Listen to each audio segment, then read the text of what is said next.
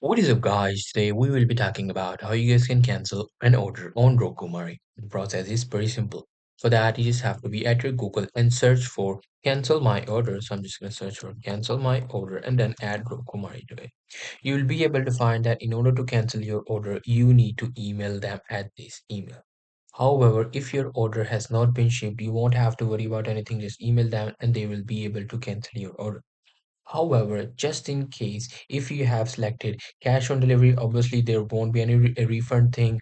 What you can do is, if you don't want the order, is that should be unethical. Just don't receive the order. The order will go back to Rokomari.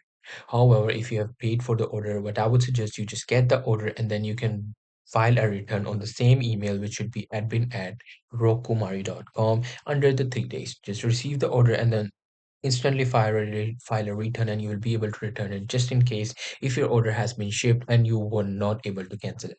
So that's pretty much it. That's how you guys can cancel your order. Hope you guys find this video helpful.